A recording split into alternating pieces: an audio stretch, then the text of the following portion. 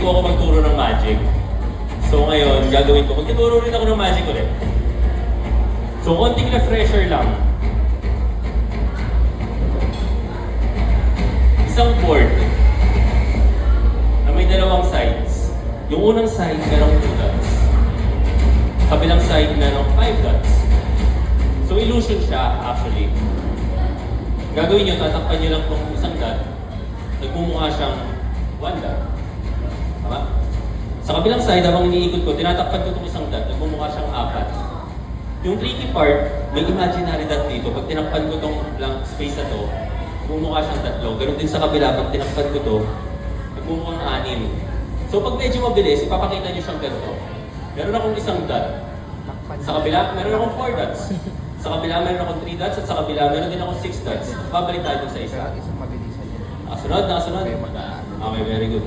So ngayon, ang importante, huwag niyong ipapakita na nakaganto. Kasi mahalata siya. Pangit, di ba? Makikita na merong nakatakip. Example, itong kabilang side.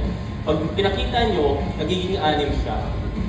Sa kabilang side, ganoon din. Pag tinakpan ko ito, binuksan ko, nagmumukha siyang 3. Pero hindi lang yun, kasi meron akong 6 sa kabilang side, ngayon 8 na siya. Okay ba yun? Galing. Okay.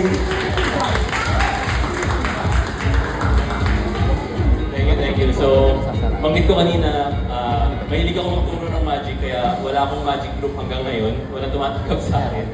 Pero, sino gusto matuto ng magic? Salita ka. Meron dito. Malapit dito. Okay, sige, ganito tayo. Pero yung Kailangan ko ng isang volunteer na merong cash.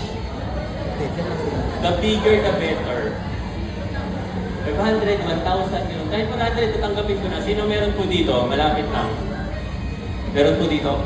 Sa family show nila po, meron po kayong bill dyan. Ibabalik ko rin. Promise. 20 pesos, 50 pesos, 100 pesos, 200 na buo.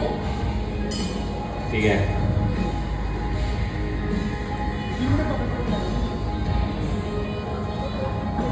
Yan, bubunod na. Pero mas malaki, mas okay. Diba? 50. Okay, mababa ako dito okay lang. Yan. Ayun! Guys, 1,000. Sino gusto makita ng isa pang magic? Kailangan ko ng isa pang 1,000. Joke lang. Okay, so gagawin natin dito. Yung 1,000, ito kuya. Check nyo yung 1,000. Meron akong paper clip. Dito, pa-check lang po ng paper clip. Normal. And rubber bands. Pa-check lang ang rubber bands. Dalawang rubber bands. Okay? Nakikita ba ako dito? Usog lang ako konti ha. Para makita ng lahat. Okay, so yung rubber bands kukunin ko. Okay. Gagawa ko ng parang ladder dito sa aking kamay. Ayan. So ngayon, yung 1,000 peso bill, i-fold mo siya lengthwise. Pahaba. Yan. Okay? Pasok mo siya dito sa pinakailalim. Ayan. Sige, i-fold mo. Ayan. Tapos dito pa, paper clip ako dito sa gilid. Sige, sa gilid, sa baba. Saan nyo gusto. Ayan. Sige, tulungan. Okay. So ngayon, nakakit ako. Akit lang ako dito sa stage. Ayan. So meron akong rubber band dito, gumawa ko step ladder. Ang goal ng magic na to is umangat yung 1,000 peso bill dito sa pinakataas. Mahirap. Pero madali lang siya. Pag pinalipat kong gano'n, nasa taas na siya eh. Pero parang walang trilyon. Gagawin natin siya step by step. Nakita lahat? Step 1. Formula 5, step 1. Step 1. 1, 2, 3. Second step. Lapit ako dito sa kabilang side. 1, 2, 3. Mga siya dito. Awesome! Ngayon, dito naman, ate, ikaw na lang ang assistant cook for today. Pwede mong hawakan yung 1,000 peso bill. Yan. Hawakan mo madiin na hindi matatanggal. Ready? 1, 2, 3.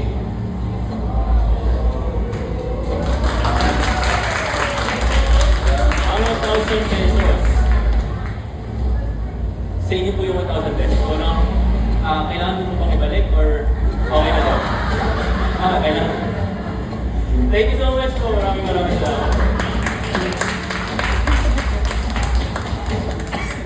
ngayon, kailangan ko naman ng isa pang volunteer na aakyat dito sa stage. Any volunteers? Kung sino pwede? Ate Doktor. Volunteers po, volunteers. Sige, ate kayo, tinuturo po kayo. Ma'am, ayaw? Ayun po, sino po? Isang volunteer na gusto umakit na stage. Ate dito sa likod. Ate, ikaw na fan ka naman ni Shone. Sige na, supportahan na natin si Shone. Palakpakan po natin.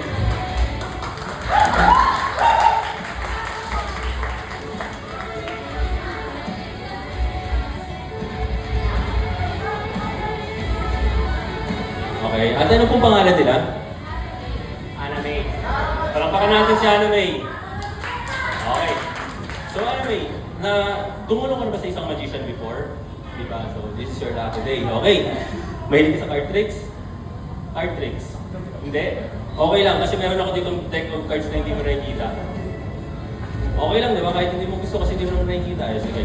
Bibigay ko sa yung deck of cards. Ayan, ganyan. Laki, no? Anyways, okay. Nasa box pa siya. Nakatayo na sa box. Na-imagine mo na gusto ko tanggalin mo siya sa box. Open mo, tanggal mo sa box. Yan, ganyan na lang siya. Okay. Yung box, itago mo muna. Bulsa, kung saan. Ayan, nakabulsa na. Spread mo yung deck. Spread mo yung deck. Nakaspread. Yan. Pakita mo sa kanila. Iba-iba. Nakikita nyo guys, iba-iba yung deck. Iba-iba yung cards. Okay, yan. Gusto ko, habang nakaspread siya, bubunot ka ng isa. Pakita mo sa kanila kung ano yung card na yan. Tandaan mo rin kung ano yung card na yan. Tandaan mo na. Ngayon, gusto ko siyang ibalik mo siya, pabaliktad. Yan, ibabaliktad mo siya, nakataob sa deck. Yan, babalik mo ng ganyan. Square up mo yung deck. Yung deck, square up mo lang. Okay? Tapos, shuffle mo. Sanay na sanay mag-shuffle. Sanay na. Wait, kunin mo ulit yung box. Kunin mo yung box, balik mo siya sa box. Lahat. So, natandaan mo, merong isa kang binaliktad, ha? Natandaan mo kung ano yung card na yun, ha? Nakita nila. Huwag mo nang sasabihin sa akin. Ngayon, nakabox na yun, takip mo ulit. Isarado mo lang, okay. Ngayon, oo. Ngayon, ihagis mo yung box sa akin. Hagis. Ayun, ganun. Babalik sa akin yung box. Pero kanina, recap lang, meron kang isang card na binaliktad sa loob ng box. When for the first time, ano yung card na yun? Sabihin mo na. 9 of Hearts, gusto mo mong palitan? 9 of Hearts, so recap lang tayo. Pinakita mo yung deck sa kanila. Binaliktad mo yung 9 of Hearts, so pinakita mo lahat sa kanila. Agree ba lahat? 9 of Hearts yung pinakita niya sa inyo? 9 of Hearts, okay, very good. At least, same page tayo. Ngayon, merong isang card na nakabaliktad dito.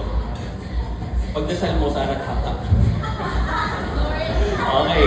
9 of Hearts, isang card ang binaliktad ko kanina. Which happens to be, ayan, may isang card na nakabaliktad. Ano yung card na sinabi mo? 9 of Hearts. Sige, pakita mo sa kanila ang 9 of Hearts.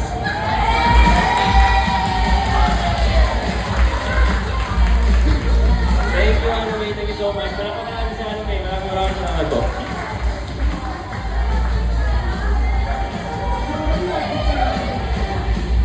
Gusto mo ba isa pa?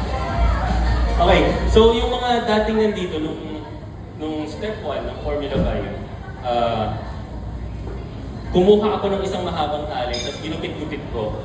Naalala niyo ba yun? Sino naalala yun? Naalala pa? Okay, very good. Ngayon, ito na lang yung mga natira. Putol-putol na siya.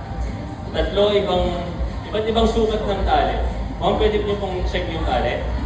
Yan. Check niyo lang po yung tali. Sir, pa-check po ng tali. Tapos, ma'am, pa-check po ng tali. Okay, normal lang po yung tali. Normal yung tali, normal. Okay, so sige. O gusto nyo i-check yung sa katabi nyo? Gusto nyo pang i-check yung tali ng katabi nyo? Para to confirm? Okay na. Sige, sir, kukunin ko yung mahabang tali. Okay. And yung maikling tali. And yung medium size. Ayan. So meron ako ditong tatlong tali. Actually, ang naalala ko pag nakikita ko itong tatlo iba't ibang sukat, yung grades ko nung college. Kasi yung college ko nang ginawa to eh. Hindi pantay-pantay. Merong mataas, merong bagsak. So okay, kidding aside, kagaya ng mga grades, pwede natin siyang kunin pantay-pantay. Ayan, sa dulo, importante, pantay-pantay siya. Pero yung nasa gitna, kumbaga yung proseso, yung medyo mahirap, iba-ibang process. Pero, in the end, pwede natin siyang pagpantay-pantayin, yung tatlong sizes, nagpapantay-pantay din siya. Okay, meron ako dito isang rope. Ito ata yung pinakamaikli, kung hindi ako nagkakamali. Medium size, kung ano medium, at yung pinakamahaba. Okay, sige. Mukhang medyo merong mga hindi nakakasunod dyan. Bawasan natin yung ropes. Gawin natin 2 ropes lang. Nakakasunod pa ba kayo pag mayroon akong 2 ropes? Okay pa? Merong mga hindi nagre-react. Sige, gawin natin ganito na lang. Isang mahabang rope na lang tayo para medyo madali-daling sundan. Okay ba? Okay ba? Okay. Okay, pero syempre parang pangit naman ang isang rope lang. Gawin natin ganito. Yung dulo, ilalagay ko sa bulsa ko. Ayan, ilalagay ko sa bulsa ko yung dulo para may isang dulo dito. Actually, lumilipat yung dulo. Tumatalon lang siya. Pero kung yung dulo nandito, ang nasa bulsa ko is yung gitna. So, para mag-connect siya, thank you. So, para mag-connect siya, mukha siyang pwede mag-connect. Static electricity. Sino familiar sa static electricity dito? So, parang i-rub mo lang siyang ganyan dito. Sa gilid, i-rub lang natin. Kabilang side, pwede na siyang kumonect ng isang tali.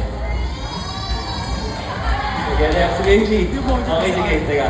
Dahil magician ako, meron akong extra ends dito sa bulsa ko. Nalagay ko lang siya sa bibig. Tapos, ipunin ko lang siyang ganito dito. 1, 2, 3. Makakabalik tayo sa isang mahabang tali. Sige. Nagsimula tayo actually sa 2 tali. Tama? 2 tali. Agree? Actually, 3. Sorry. 3 tali. Kaya na siniwala na.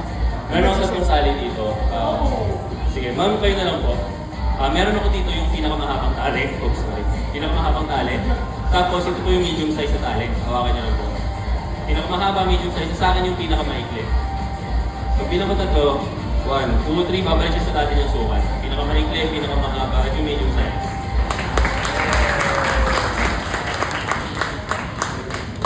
Thank you so much, guys! Again, ako nga po pala si Arnie the Magician.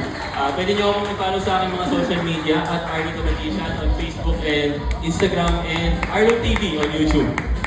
Thank you po. Ngayon naman, ibigyan na natin ang stage sa bida ngayong gabi. This is Shone Husa's debut concert, In Vision.